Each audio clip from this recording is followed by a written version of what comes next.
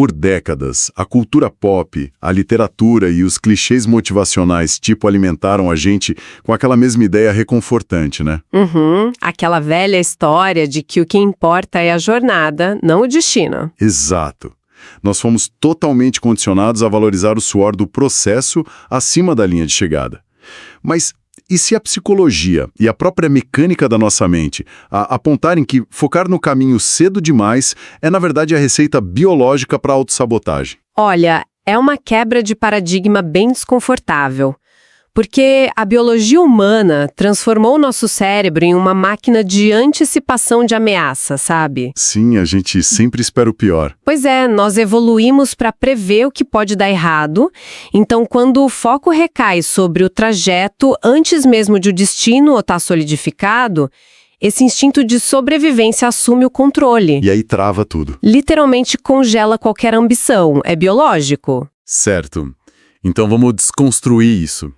Porque a missão do nosso mergulho profundo de hoje é justamente decodificar a mecânica de como definir metas ousadas e, claro, não desistir delas. Uma missão e tanto, né? Nossa, sim. Nós vamos explorar uns conceitos bem densos hoje, mas de uma forma muito simples para quem está começando a traçar objetivos ambiciosos e acaba se sentindo paralisado. Perfeito. E a nossa base de fontes hoje reúne anotações e trechos de 3 textos fundamentais.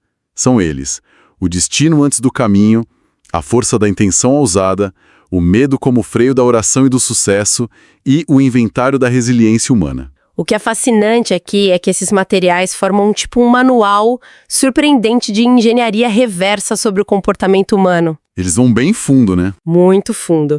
Eles não apenas diagnosticam porque a gente falha ao planejar o futuro, mas oferecem um antídoto tático, assim, bem prático contra essa paralisia. Bom, o ponto de partida das nossas fontes é a autossabotagem crônica.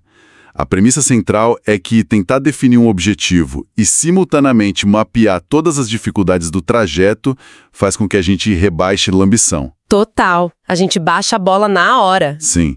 O texto até traz um exemplo prático muito bom de alguém com o sonho genuíno de entrar em uma universidade de ponta. A ambição real está ali. Uhum. Mas, no milissegundo em que essa meta é declarada, a mente já projeta os obstáculos, tipo a concorrência absurda, as noites em claro, a abdicação dos finais de semana. E o peso dessa projeção mental, ele é simplesmente insustentável para o nosso córtex pré-frontal. O cérebro não consegue processar o desejo e a dor do esforço simultaneamente sem entrar em um conflito absurdo. Dá uma espécie de curto-circuito, né? Exatamente. E a saída natural do sistema nervoso é buscar um alívio imediato. E esse alívio significa reduzir a expectativa. Ou seja, a dificuldade que a pessoa apenas presumiu acaba esmagando a ambição. É muito triste. A pessoa racionaliza e escolhe uma instituição menos concorrida, por exemplo. E ainda convence a si mesma de que está sendo, entre aspas, realista. Quando, no fundo, ela apenas cedeu ao terror de pensar no trajeto. Nossa, isso é muito comum. Para ilustrar como isso é caótico na prática, eu gosto de pensar na seguinte analogia. É como entrar num táxi, sabe? Tô acompanhando. Em vez de você simplesmente sentar e dizer, me leve ao aeroporto, quem entra começa a ditar nervosamente cada rua. Manda o motorista virar direita para evitar um semáforo, cortar por uma viela escura achando que vai fugir do trânsito. Nossa, que pesadelo de corrida. E essa tentativa de microgerenciar o percurso cria um estresse desnecessário que desvia totalmente a rota. Sim. O motorista perde a autonomia de usar a própria experiência ou o GPS para encontrar o melhor caminho. E no fim das contas, claro, o táxi acaba do outro lado da cidade. Mas voltando a olhar para as fontes, elas usam uns termos muito específicos para esse motorista do táxi. Sim, elas entram num campo bem interessante. Elas falam sobre o outro eu e a inteligência infinita. Sendo bem cético aqui, isso soa um pouco místico demais, sabe? Quase como um pensamento mágico. À primeira vista pode parecer mesmo. Então, como a gente traduz isso para a realidade de quem acompanha a gente e está só tentando organizar a própria vida? O que é fascinante aqui, e traduzindo bem para a ciência cognitiva moderna, é que esse outro eu ou inteligência infinita é essencialmente o nosso processamento subconsciente. O trabalho que acontece nos bastidores do cérebro. Exato. É a capacidade monumental do cérebro de reconhecer padrões, conectar informações soltas e resolver problemas complexos em segundo plano. O modo difuso de pensamento, sabe? Faz sentido. A nossa consciência ansiosa, ela é um gargalo. Ela só consegue focar em uma ou duas variáveis de cada vez. Tipo o passageiro chato do táxi. Isso. Quando esquecemos momentaneamente o percurso e focamos apenas na clareza do destino, nós retiramos essa pressão da mente consciente. E aí permitimos que essa vasta inteligência subconsciente atue para traçar a melhor rota. Mas espera aí. Isso não soa meio como aquela positividade tóxica que a gente vê muito por aí? Como assim? Tipo, dizer para alguém ignorar a realidade e apenas mentalizar a linha de chegada não vai magicamente fazer a pessoa correr uma maratona. Apenas visualizar o sucesso não constrói o plano. Olha, essa é uma excelente provocação e as fontes respondem a isso de forma muito elegante através de uma metáfora central bem forte. Qual é? Não se trata de ignorar o trabalho duro, mas sim de sequenciar o pensamento. O material apresenta a metáfora de um técnico de natação de elite. Imagina a beira de uma piscina olímpica. Certo, tô imaginando. O treinador olha para o seu nadador e pergunta exclusivamente o seguinte: qual é o tempo que você quer fazer na sua melhor prova? E aí a regra de ouro entra em cena. Que regra? Naquele instante exato, o atleta está terminantemente proibido de pensar no sacrifício. Nossa. Então o nadador não pode pensar nas madrugadas acordando no frio, na dor muscular, na dieta super restrita, nenhuma palavra sobre a dor. Zero. Se conectarmos isso com aquele cenário maior que a gente discutiu agora há pouco, o técnico de natação atua como nosso outro eu. A nossa inteligência infinita. Exatamente. O treinador domina a técnica do trajeto. O papel do sonhador, do atleta, é apenas definir a intenção pura e ousada. Ele precisa declarar o tempo dos sonhos no cronômetro. Ah, entendi. Somente a partir dessa métrica ousada é que o técnico vai calcular e desenhar a rotina de treinos perfeita para atingir aquele alvo. Ou seja, o plano se adapta ao destino, não o contrário. Então, a intenção inicial inabalável é o que fornece os parâmetros exatos para que a mente subconsciente, ou o nosso técnico da piscina, construa a estratégia correta. É tipo um exercício brutal de clareza. Sem dúvida. E serve fundamentalmente para remover as nossas covardias iniciais.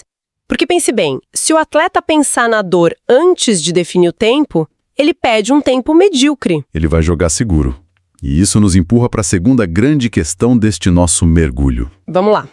Se a mecânica ideal é tão lógica assim, do tipo focar no destino e deixar o técnico traçar a rota, por que a imensa maioria das pessoas fracassa redondamente nisso? De acordo com o nosso segundo texto, o medo como freio da oração e do sucesso, a resposta é crônica. É um medo. O medo clássico de dar errado. Sim, mas não o pânico agudo de um perigo iminente. Estamos falando daquela ansiedade mais sutil, sabe? Do receio constante do fracasso que opera lá no fundo em segundo plano. Que vai minando a gente aos poucos. Isso. O autor detalha que o medo, mesmo em doses minúsculas, anula qualquer capacidade de formular objetivos ou preces genuínas. O material usa uma expressão muito visual para isso. Ele descreve a covardia e o medo como um freio de mão puxado. O que ilustra perfeitamente aquela estagnação. Total. A sensação de acelerar sem sair do lugar. Exato. Toda a energia do motor é gasta, o desgaste interno é imenso, mas não há movimento algum para frente. É aqui que a coisa fica realmente interessante. Vamos trazer a nossa metáfora do nadador de volta. Imagina aquele atleta na beira da piscina novamente, mas agora com esse freio de mão puxado pela insegurança. Certo. O técnico pergunta o tempo desejado, mas o nadador está apavorado por dentro. Ele pensa, caramba, se eu pedir o recorde mundial e falhar, eu seria uma fraude. Dominado por esse terror sutil, o que ele faz? Ele recua, né? Ele pede para o técnico mirar no tempo que ele já costuma fazer nos treinos diários. É a famosa armadilha do jogar para não perder. E a consequência trágica disso, que o texto aponta, é que o medo elimina a própria necessidade de superação biológica e psicológica. Como assim, biológica? Pense na lógica profunda do nosso corpo. Se o objetivo final é apenas manter o status quo, treinar com excelência ou não treinar acaba dando na mesma. A biologia do corpo não vai liberar a energia e a neuroplasticidade necessárias para uma transformação se o alvo for a simples manutenção. Nossa, A mente racionaliza a mediocridade, literalmente. Literalmente. Ela desativa o potencial de crescimento. Então, o que tudo isso significa na prática? Porque, falando sério, é extremamente confortável para a gente analisar essa teoria no estúdio e dizer, bom, basta soltar o freio de mão e mirar no recorde, galera. Falar é fácil. Muito fácil. Mas quando a realidade bate a porta com força, digamos, no meio de uma crise econômica severa, com incertezas pesadas sobre perder o emprego, o medo não é uma ilusão, ele é um fato concreto. É o boleto chegando. Exato. Como abandonar esse medo sem parecer que a gente tem uma ingenuidade beirando o suicídio profissional diante de problemas reais? E é aí que a nossa terceira fonte entra perfeitamente para preencher essa lacuna. O texto, O Inventário da Resiliência Humana, não propõe fechar os olhos para a crise. Muito pelo contrário. Ainda bem, né? Sim, ele é bem pragmático.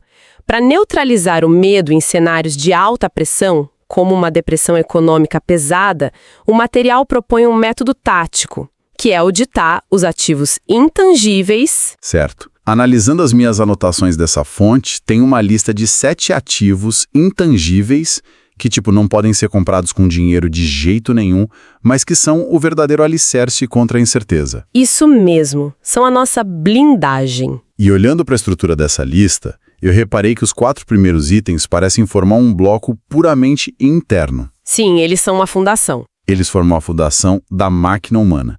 O texto cita um corpo maravilhoso e saudável, ou pelo menos não danificado seriamente. Uma mente razoavelmente bem equilibrada com capacidade de ponderação, a liberdade desejada de corpo e mente e, por fim, a felicidade. Esse bloco interno é a nossa linha de base fisiológica e psicológica, entende? A nossa estrutura básica de funcionamento. Isso. O medo floresce quando o cérebro interpreta que os recursos essenciais para a sobrevivência estão esgotados. Faz sentido. Então, ao inventariar ativamente, ao tomar consciência de que se possui um corpo que funciona, uma mente capaz de raciocínio lógico em vez de puro pânico, e a liberdade de escolher a própria reação diante de uma crise, ocorre uma coisa incrível. O que acontece? Ocorre uma sinalização química para o sistema nervoso. O estado de luta ou fuga começa a ser desativado na hora. Nossa, é o reconhecimento de que estruturalmente o veículo está intacto e pronto para a viagem. Não importa o quão esburacado esteja o asfalto lá fora. Exatamente isso. É lembrar que você tem o equipamento necessário para lidar com a situação. Mas aí, seguindo a lista do texto, ela dá uma guinada radical para o exterior.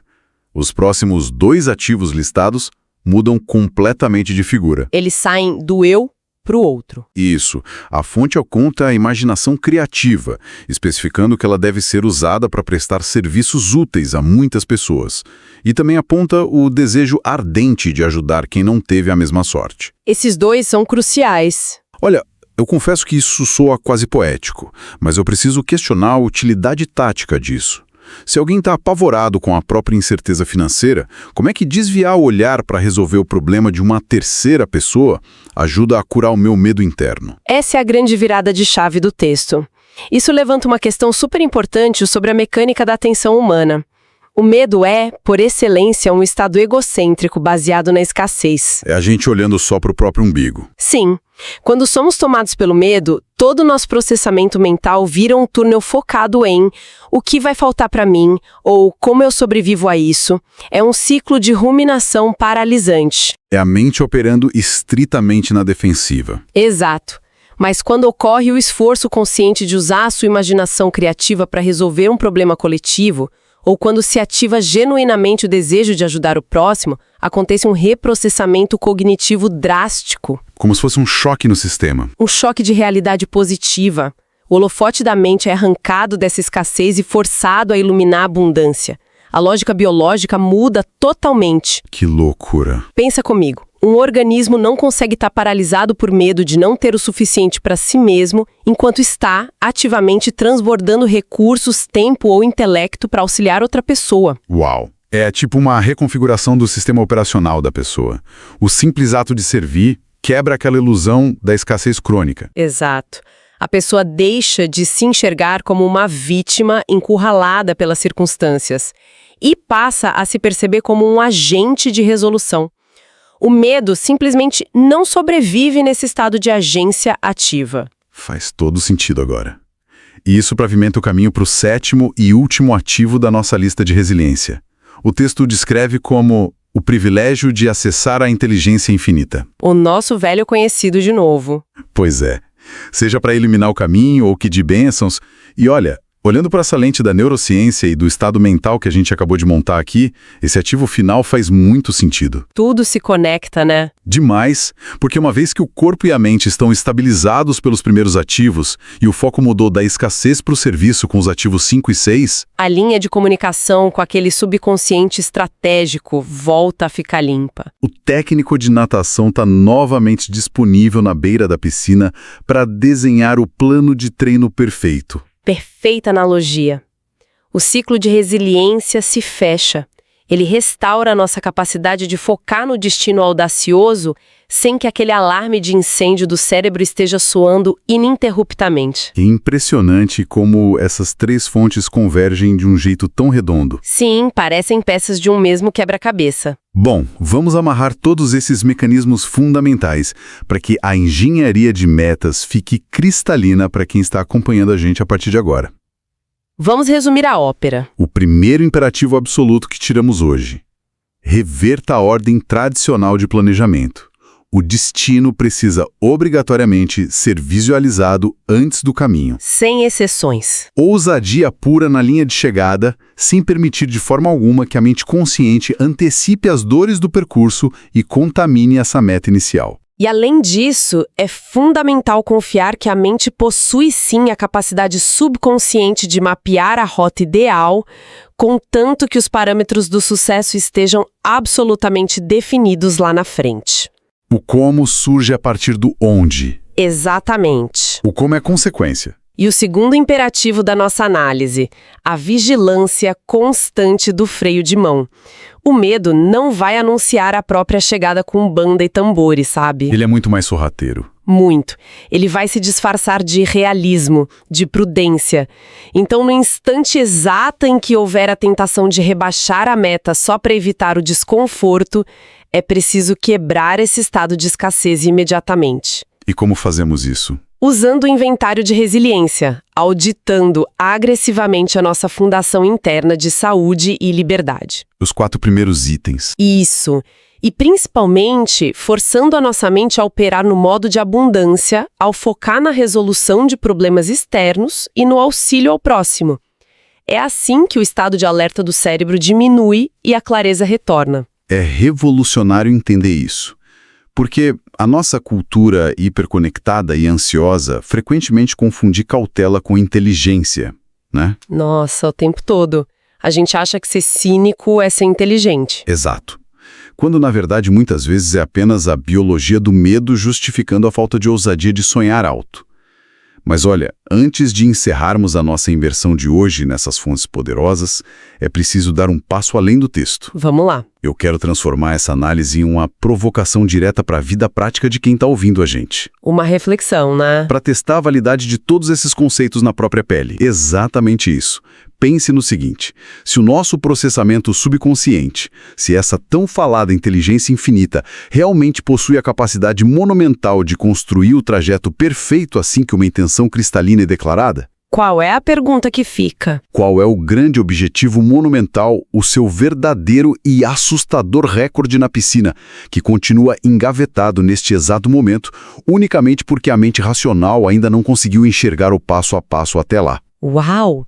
É o momento de repensar se o que falta é realmente capacidade técnica ou se é apenas o freio de mão que está puxado lá no fundo. E a resposta sincera para isso pode definir o tamanho do seu próximo destino. Muito obrigado por acompanhar mais esta análise profunda, pessoal. Até o nosso próximo mergulho.